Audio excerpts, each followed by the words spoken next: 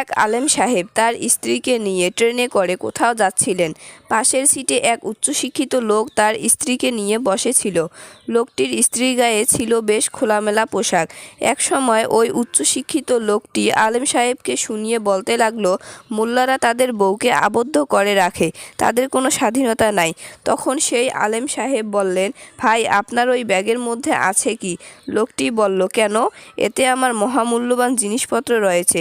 তখন আলেম সাহেব বলল, আপনি এগুলো ব্যাগের ভিতরে রেখেছেন কেন? লোকটি বলল, চোর এবং খারাপ লোকদের হাত থেকে রক্ষা করার জন্য লুকিয়ে রেখেছি।